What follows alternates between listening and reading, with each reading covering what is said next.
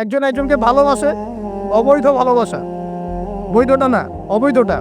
এখন তার আবার বিয়ে ঠিক হয়েছে এক জায়গায়, এই বিয়ে সে ভাঙাবে, কবিরাজের কাছে গিয়ে বিয়ে ভাঙানি করতেছে, চালাচালি করতেছে, নকশা আঁকতেছে, করে না? স্বামী স্ত্রীর কথা শোনে না, স্ত্রী চলে গেছে কবিরাজের কাছে, গিয়ে বলছে আমার স্বামী আমার কথা শোনে না, তাবিজ করবো, তাবিজ দেন। স্বামী ঘুমায়, বালিশের নিচে দেখে তাবিজ।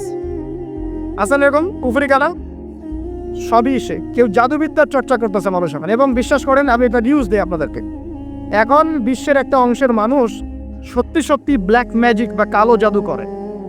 ব্ল্যাক ম্যাজিক বা কালো জাদুর চর্চা হচ্ছে, আবার নতুন করে বিশ্বে কালো জাদুর চর্চা হচ্ছে, এবং এর সাথে কিন্তু জিউসরা সম্পৃক্ত আছে। কারা সম্পৃক্ত? ওই যে যারা প্যালেস্টাইন কেড়ে নিয়েছে ওরাও সম্পৃক্ত আছে। তো খেয়াল রাখতে হবে এগুলো থেকে বাঁচার জন্য কি করব?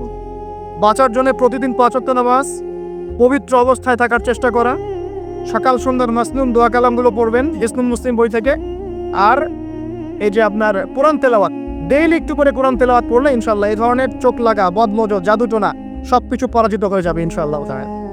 বহু মানুষ জিনের উপাসনা শুরু করেছে, হ্যাঁ জিন তাবে করছে, জিনকে দিয়ে কাজ করাচ্ছে। এগুলো তো সায়েন্স বিশ্বাস করে না, করে? জিন জাতির অস্তিত্ব আছে কি নাই? ওমা খালাকতুল জিন্না ওয়াল ইনসা, আল্লাহ পাক বলছেন ওমা খালাকতুল জিন্না ওয়াল ইনসা, আমি জিন আর মানুষকে সৃষ্টি করেছি কি জন্য? ইল্লা লিয়াবুদুন, আমার ইবাদত করার জন্য। আমাদের সবার সাথেই একটা করে শয়তান জিন আছে, আছে না নাই? আছে। বাথরুমে যান না, বাথরুমে যাওয়ার সময় কি দোয়া পড়েন? আল্লাহুম্মা ইন্নী আউযু বিকা মিনাল খুবসি ওয়াল খুবসি আর খাবাইস, মানে কি? খুবসি আর খাবাইস মানে কি? দুষ্ট নোংরা জিন শয়তান। তো সুলাইমান আলাইহিস সালামের যুগ থেকে জাদুবিদ্যার চর্চা চলে আসছে, এবং আমাদের নবী মুহাম্মদ সাল্লাল্লাহু আলাইহি ওয়াসাল্লামকেও কিন্তু জাদু করা হয়েছিল, জানেন না?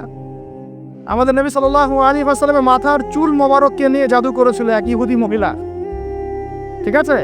এই জাদুর অস্তিত্ব ছিল একটা কূপের নিচে।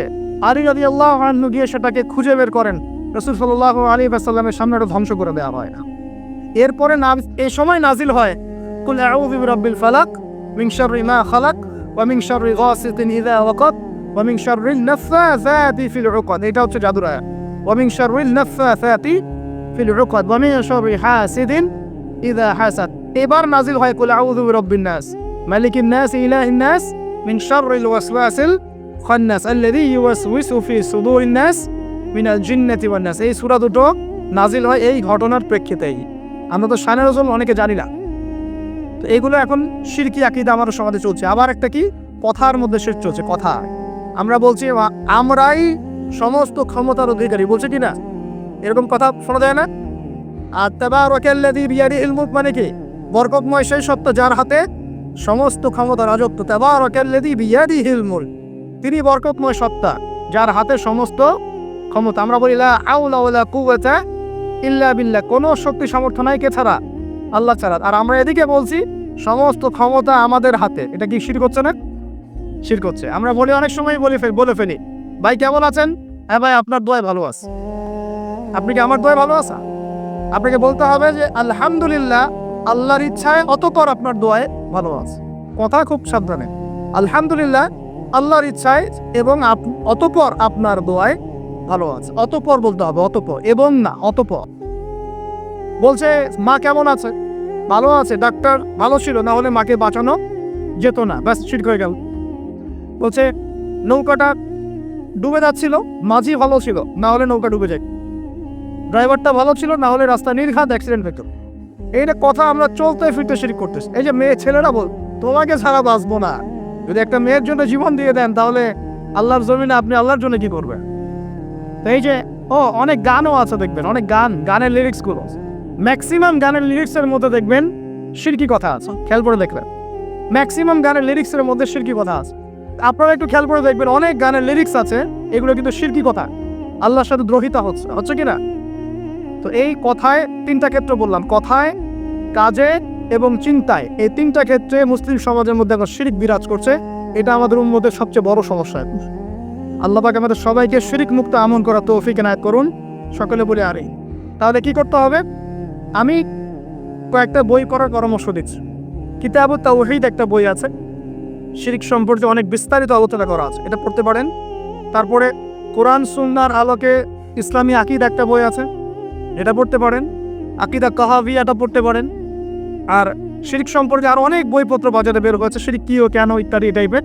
এগুলো পড়লে আপনি শিরকের ধারণা পাবেন ইনশাআল্লাহ তাআলা। আল্লাহ পাক আমাদের সবাইকে শিরক মুক্ত আমল করার তৌফিক ইনায়াত করুন, সকলেই বলি আমিন। আর একটা কথা বলি শিরক সম্পর্কে, সেটা হলো আধুনিক সময়ে কিন্তু নতুন একটা শিরক চালু হয়েছে, এটা শুনে রাখ। সেটা কি? আল্লাহর যত হালাল আছে এগুলোকে মানুষ হারাম করছে দিন দিন, আর আল্লাহ পাকের হারামগুলোকে হালাল করছে দিন দিন। এটা কিন্তু একটা শিরকি আকিদা, এটাও কিন্তু শিরক, জানেন? ইত্তাখাযু আহবারহুম ওয়া রুহবানাহুম আরবাবা মিন দুনিল্লাহ। তারা ধর্মনেতা এবং সমাজ নেতাদেরকে রবের আসনে বসিয়েছিল। এখন আলী ইবনে হাতেম তিনি বলছেন রাদিয়াল্লাহু আনহু যে আমরা তো আমাদের ধর্মনেতা বা সামাজিক নেতাদের তো পূজা করি না। তখন নবী সাল্লাল্লাহু আলাইহি ওয়াসাল্লাম বলছেন তারা কি আল্লাহর হালালকে হারাম করে দেয় না, তোমরা কি তা মেনে নাও না? আবার তারা কি আল্লাহর হারামকে হালাল করে ফেলে না, তোমরা কি তা মেনে নাও না? তখন তিনি বলছেন বেলা ইয়া রাসূলুল্লাহ, এটা তো আমরা করি। তখন নবী সাল্লাল্লাহু আলাইহি ওয়াসাল্লাম বলছেন তিলকা ইবাদাতুহুম, এটাই তো ওদের ইবাদত করা। কেউ যদি আল্লাহর হালালকে হারাম করে আর আমরা তা মেনে নেই, আমরা ওদের ইবাদত করছি। কেউ যদি আল্লাহর হারামকে হালাল করে নেয়, হালালকে হারাম করে নেয়, আমরা তার কথা মেনে নেই, তাহলে আমরা তার ইবাদত করছি। আল্লাহ পাক আমাদেরকে এই ধরনের শিরক থেকে বাঁচার তৌফিক দান করুন। আরেকটা সমস্যা বলে শেষ করছি, উম্মার মানে দুর্দশার অন্যতম একটা কারণ, সেটা হলো বেদাত। এটুক বলে একটু বসেন, 10 মিনিট সময় নেব, এটা একটা ইম্পর্টেন্ট টপিক, এটা একটু বুঝতে হবে, খুব ইম্পর্টেন্ট। এই কারণে উম্মার মধ্যে অনেক ফাসাদ সৃষ্টি হয়েছে, ফিতনা সৃষ্টি হয়েছে, এবং মানুষ নবীর সুন্নত থেকে মুখ ফিরিয়ে এখন সব বেদাতি আমল করা শুরু করেছে। আর এই বেদাতগুলোকে মানুষ সামাজিকতা বলে চালিয়ে দেওয়ার চেষ্টা করছে। খুব খেয়াল রাখে, নবী সাল্লাল্লাহু আলাইহি ওয়াসাল্লামের সুন্নাহ মানে আল্লাহ পাক কোরআন নাজিল করেছেন, তার রাসূলের হাদিস আছে আমাদের সামনে। কোরআন এবং হাদিস নবী যেভাবে আমল করেছেন আমরা সেভাবে আমল করি, এর নাম সুন্নাহ। সাহাবায়ে কেরাম রাদিয়াল্লাহু আনহুম যেভাবে করেছেন আমরা সেটা করি, এর নাম সুন্নাহ। মানে নবী সাল্লাল্লাহু আলাইহি ওয়াসাল্লাম বলছেন মাই ইয়াইশ মিনকুম বা'দি, তোমাদের মধ্যে আমার পরে যারা বেঁচে থাকবে, ফাসায়ারা ইখতিলাফান কাসীরা, তোমাদের মধ্যে যারা বেঁচে থাকবে আমার পর তারা দেখবে অনেক ইখতিলাফ চলছে সমাজের মধ্যে। তো আলাইকুম বিসুন্নতি ওয়া সুন্নতি খুলাফায়ে রাশিদিন মাহদিন মিন বা'দি, তখন তোমাদের কাজ হবে আমার সুন্নতকে আঁকড়ে ধরে থাকা এবং আমার হেদায়েতপ্রাপ্ত খুলাফায়ে রাশিদা সাহাবায়ে কেরাম তাদের সুন্নতকে আঁকড়ে ধরে থাকা। এই সুন্নতের বাইরে যে কোনো কাজ, যে কোনো আকীদা, যে কোনো মতবাদ, এগুলো সবই বেদাত বলে গণ্য হবে। আল্লাহ পাক আমাদেরকে বোঝার তৌফিক দান করুন। যেমন তাওহীদে থাকতে হবে, শিরক করা যাবে না, ঠিক তেমনি সুন্নতে থাকতে হবে, বেদাত করা যাবে না। সুন্নত কেমন? নবী সাল্লাল্লাহু আলাইহি ওয়াসাল্লাম ঘুমিয়েছেন যেভাবে, সেইভাবে ঘুমাবো সুন্নত। নবীজি ঘুমিয়েছেন, ঘুমানোর আগে ওযু করেছেন, ডান দিকে কাঁধ হয়েছেন, আল্লাহুম্মা বিইসমিকা আমুতু ওয়া আহইয়া বলেছেন, সূরা মুল্ক তেলাওয়াত করেছেন, পড়লে আপনি করবেন। আয়াতুল কুরসি পড়েছেন, সূরা বাকারার শেষের 3টা আয়াত পড়েছেন, 33 বার সুবহানাল্লাহ, 33 বার আলহামদুলিল্লাহ, 34 বার আল্লাহু আকবার পড়েছেন, ঘুমিয়ে গেছেন। এখন যদি নবীর সুন্নাহ মতো ঘুমাই, এই ঘুমটাও নেকির কাজ হবে ইনশাআল্লাহ। এখন যদি ঘুমানোর নতুন কোনো তরিকা আমি বের করি, তাহলে নবীর সুন্নতের বাইরে বেদাত হয়ে যাবে। বেদাত শব্দের অর্থ হচ্ছে নতুন আবিষ্কার। একটু মনোযোগ দেন প্লিজ, একটু বসেন, এইটুকু শেষ করে দিচ্ছে। বেদাত শব্দের অর্থ হচ্ছে নতুন আবিষ্কার। সুন্নাহ মানে যেমন আদর্শ, রীতি, আল্লাহ পাকেরও সুন্নত আছে, নবী সাল্লাল্লাহু আলাইহি ওয়াসাল্লামেরও সুন্নত আছে, আমরা তার সুন্নত মেনে জীবন করবো ইনশাআল্লাহ। আল্লাহ পাক তৌফিক দান করুন। ঠিক তাওহীদের বিপরীত যেমন শিরক থাকে, সুন্নতের বিপরীত থাকে কি? বেদাত, মানে নতুন আবিষ্কার। এটাকে 2 ভাগে ভাগ করা যায়, খেয়াল করি একটু আমার দিকে। কয় ভাগে ভাগ করা যায়? 2 ভাগ। একটা হচ্ছে দুনিয়াবি ক্ষেত্রে নতুন আবিষ্কার, একটা দিনের ক্ষেত্রে নতুন আবিষ্কার। দুনিয়াবি ক্ষেত্রে মানে কি? এই যে মোবাইল ফোন আপনার হাতে আছে, এই মোবাইল ফোন কি রাসূলের যুগে ছিল? সাহাবীদের যুগে ছিল? এই যে লাইটিং করেছি, নবীর যুগে এরকম লাইট ছিল? মাইকে কথা বলছি, নবীর যুগে মাইক ছিল? এরোপ্লেন, আমরা এয়ারক্রাফটে সফর করছি, নবীর যুগে এয়ারক্রাফট ছিল? খেয়াল করে দেখেন, আমরা যখন বাহনে উঠছি, আমরা বাহনে উঠে দোয়া পড়ছি, আল্লাহু আকবার, আল্লাহু আকবার, আল্লাহু আকবার, সুবহানাল্লাযী সাখখারা লানা হাযা ওয়া মা কুন্না লাহু মুকরিনিন ওয়া ইন্না ইলা রাব্বিনা লামুনকালিবুন। এই দোয়া বদলে গেছে না যায় নাই? দোয়াটা কি বদলেছে? এই দোয়াটা নবী সাল্লাল্লাহু আলাইহি ওয়াসাল্লাম গাধার পিঠে উঠে পড়েছেন, ঘোড়ার পিঠে উঠে পড়েছেন, ওই সময়কার সমসাময়িক বাহনের পিঠে উঠে পড়েছেন। আমরা এ যুগের সমসাময়িক বাহনের পিঠে উঠে একই দোয়া পড়ছি, দোয়া কি চেঞ্জ হয়েছে না বাহন চেঞ্জ হয়েছে? এই যে বাহন যে পরিবর্তন হয়েছে এটা টেকনোলজি না, প্রযুক্তি টেকনোলজি, এটা হচ্ছে দুনিয়ার ক্ষেত্রে বেদাত, যেটা সম্পূর্ণ জায়েজ। কথা বুঝতে পারছেন? এটা সম্পূর্ণ জায়েজ যতক্ষণ পর্যন্ত না স্পষ্ট কোনো দলিল পাওয়া যাচ্ছে এটার এগেনস্টে, যেটা হারাম। স্পষ্ট দলিল না পাওয়া যাওয়া পর্যন্ত এটাকে আপনি বৈধ রাখতে পারেন। এটা এক নম্বর। আরেকটা বেদাত হলো দ্বীনের ক্ষেত্রে বেদাত। দ্বীনের ক্ষেত্রে কেমন? নবী সাল্লাল্লাহু আলাইহি ওয়াসাল্লাম বলছেন, মান আহদাসা ফি আমরিনা হাযা, সহিহ মুসলিম হাদিস নাম্বার 1718। নবীজি বলছেন, মান আহদাসা ফি আমরিনা হাযা মা লাইসা মিনহু ফাহুয়া রাদ। কোন ব্যক্তি যদি এই দিন ইসলামের মধ্যে এমন কোন আমল চালু করে যে আমলের সমর্থনে আমাদের পক্ষ থেকে কোনো প্রমাণ নাই, সেটাই রাদ বা প্রত্যাখ্যাত, সেটা বাতিল। নবী সাল্লাল্লাহু আলাইহি ওয়াসাল্লাম হাদিসে বলছেন, মান আহদাসা ফি আমরিনা হাযা মা লাইসা মিনহু ফাহুয়া রাদ, মান আমিলা আমালান লাইসা আলাইহি আমরুনা ফাহুয়া রাদ। আমার সাথে বলেন দেখি বেদাত শব্দের অর্থ কি? নতুন আবিষ্কার। কয় প্রকার হয়? কয় প্রকার হয়? একটা দুনিয়াবি ক্ষেত্রে যেমন বললাম যে এই যে প্রযুক্তিগত বেদাত যেগুলো হয়েছে এগুলো জায়েজ না জায়েজ? জায়েজ যতক্ষণ পর্যন্ত না এগুলোর বিপরীতে কোনো দলিল স্পষ্ট পাওয়া যাচ্ছে ততক্ষণ পর্যন্ত জায়েজ। আর একটা দিনের ক্ষেত্রে যেটা, সেটা কি জায়েজ হবে না জায়েজ হবে?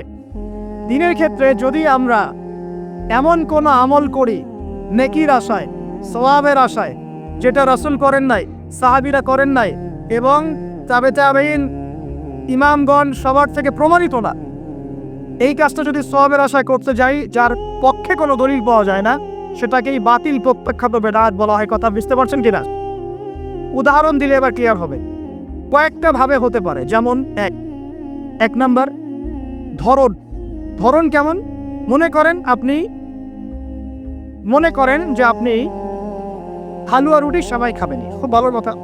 হালুয়া রুটির সেমাই খাওয়া কি জায়েজ না জায়েজ? এই খাওয়ারটা হালাল না হারাম? হালাল। আপনি এখনও খেতে পারেন, আপনি সকালেও খেতে পারেন, আপনি দুপুরেও খেতে পারেন, যখন ইচ্ছা তখন খেতে পারেন। কিন্তু যদি আপনি কোনো দিবসকে কেন্দ্র করে এরকম একটা সংস্কৃতি চালু করেন যে আজকে 15ই শাবান আমরা সবাই এখন হালুয়া রুটি, এই যে একটা দিনকে কেন্দ্র করে আপনি একটা নতুন কাজ শুরু করলেন, এই কাজটাকে আমরা বেদাত বলে ফেলছি। মনে করেন আপনি দরুদ পড়বেন, খুব ভালো কথা, দরুদ ভালো জিনিস, দরুদ পড়লে নেকি হয়। কিন্তু দরুদ পড়লে নেকি হয়, রাসূলের জীবনী চর্চা করলে নেকি হয়, তাকে সালাম দিলে নেকি হয়, সব ঠিক আছে। কিন্তু এখন যদি আপনি নবীর জন্ম দিবসটাকে কেন্দ্র করে এই কাজগুলোকে ঘটা করে করার চেষ্টা করেন, যেটা নবীজি করেন নাই, সাহাবীরা করেন নাই, এটা হলো ধরনগত বেদাত। কথা বুঝতে পারছেন কিনা? দুই নম্বরে আসেন, একটা হয় জিন্সগত। জিন্স মানে প্রকরণ। এটা কেমন? আল্লাহ পাক আমাদেরকে কুরবানি করতে বলেছেন চতুষ্পদ জন্তু। চতুষ্পদ জন্তু বুঝি 4 পাওয়ালা। এখন ঘোড়ারও তো 4 পা আছে। এখন যদি আমরা কুরবানি করতে গিয়ে এখন ঘোড়া কুরবানি করা শুরু করি, বলে কি বুঝলেন? আচ্ছা ঘোড়া বাদ দেন, মুরগি কুরবানি করা শুরু করুন, মোরগ কুরবানি করা শুরু করুন। মনে করলেন যে সমস্যা কি? এটাও তো আল্লাহর সৃষ্টি, হালাল তো, মুরগি খাওয়া তো হালাল, মোরগ খাওয়া তো হালাল, তো গরু ছাগল বাদ দিয়ে মুরগি কুরবানি করলাম, কি সমস্যা? করতে পারবেন না, কারণ আল্লাহ পাক চতুষ্পদ জন্তু কুরবানির কথা বলেছেন। এটা যদি করেন জিন্সগত বেদাত হয়ে যায়। কথা বুঝতে পারছেন? 3 নাম্বার একটা হচ্ছে যদি আমরা বলি আদাদ বা সংখ্যাগত। যেমন আল্লাহ পাক বলেছেন এশার নামাজ পড়তে 4 রাকাত, ফরজ নামাজ কয় রাকাত? 4 রাকাত। কেউ যদি মনে করে এখন না নামাজ খুব ভালো কাজ, নামাজ পড়লে নাকি হয়, তো 4-এর জায়গায় আমি 5 রাকাত পড়ে গেল, কি হবে? ফজরের নামাজ 2 রাকাত ফরজ। আর কেউ যদি মনে করে নামাজ তো খুব ভালো জিনিস, ভালো কাজ, বলে কি সমস্যা? নামাজ তো পড়লে নাকি হয়, 2 রাকাত পড়লে নাকি হয়, 4 রাকাত পড়লে আরো বেশি নাকি হয়। আর 4 রাকাত পড়া শুরু করছে, কি হবে? গ্রহণযোগ্য না বাতিল? এটা হলো। তো এই যে কিছু মানুষ এখানে শিরক করছে। তারপর কিছু মানুষ কি বলছে যে গ্রহ নক্ষত্র চন্দ্র সূর্যের উপাসনা করা যায়, করছে না মানুষ? কিছু মানুষ কবর পূজা করছে কিনা? কিছু মানুষ মাজারের পূজা করছে কিনা? কিছু মানুষ মৃত ব্যক্তির কাছে নজর মানত করে কিনা? কিছু মানুষ মৃত ব্যক্তির কাছে যে কুরবানি জবাই করে কিনা? কিছু মানুষ এই যে জাদুবিদ্যার চর্চা করছে কিনা? তারপরে যে ভাগ্য গণনা করছে কিনা রাশিফল দেখে? কিছু মানুষ টিয়া পাখির মাধ্যমে ভাগ্য গণনা করছে কিনা? প্রত্যেকটা রন্ধ্রে শিরক। প্রথম শিরক হচ্ছে আকীদার, বিশ্বাসের। আল্লাহ ছাড়া কেউ সন্তান দিতে পারে, বিশ্বাস করলে শিরক। আল্লাহ ছাড়া কেউ আমাকে পরকালে বাঁচাবে, বিশ্বাস করলে শিরক। আল্লাহ ছাড়া কেউ আমাকে ভালো করতে পারে, বিশ্বাস করলে শিরক। খারাপ করতে পারে, বিশ্বাস করলে শিরক। আল্লাহ ছাড়া কেউ উপকার অপকার করতে পারে বিশ্বাস করলে সে আল্লাহ থেকে সব হয় এই কনসেপ্টের বাইরে গেলেই শিরক হয়ে যাবে, সবকিছু কাটতে যাওয়া হয়। তো এই যে লা ইলাহা ইল্লাল্লাহ একটা আকীদার বিষয়, প্রথমে আকীদার মধ্যে শিরক ঢুকেছে, একটা শিরক ঢুকেছে আমলের মধ্যে, আর শিরকু ফিল আমাল, আমলগুলোর মধ্যে। কিরকম? এই যে আল্লাহ বাদ দিয়ে অন্য কাউকে সেজদা করা, আল্লাহ বাদ দিয়ে অন্য কারোর জন্য নজর মানত করা, আল্লাহ বাদ দিয়ে অন্য কারোর জন্য যে আপনি কুরবানি করছেন, হ্যাঁ আল্লাহ ছাড়া অন্য কারোর কাছে দোয়া করছেন, সবই শিরক। এই যে আপনি হাতের মধ্যে একটা বালা পরে আছে, বালাটা খুলতে বললে খোলেন না, কেন খোলেন না? আপনার ধারণা এটা খুলে ফেললে আপনার ক্ষতি হবে, রোগ আর ভালো হবে। এই যে আকীদা, শিরকি আকীদা, শিরকি আকীদা, টাটকা শিরকি আকীদা। যদি মনে করেন যে এটা খুললে, এই যে আংটি একটা পরেছেন মনে করেন, এই নিয়াতে পরে থাকেন যে এই আংটি পরার পরে আমার রোগ ভালো হবে, টাটকা শিরক এটা। এমনি যদি পড়েন সৌন্দর্য বর্ধনের জন্য পড়েছি, কোনো সমস্যা, ইন্নামাল আমালু বিন্নিয়াত। কিন্তু যদি এই নিয়াতে পড়েন এই আংটিটা পরলে আমার রোগটা ভালো হবে, খুললে আর রোগ ভালো হবে না, ব্যাস শিরক হয়ে গেছে। তারপরে বিয়ে হচ্ছে না, তাবিজ করতেছে, তাবিজ করলে বিয়ে হবে, শিরক হয়ে গেল।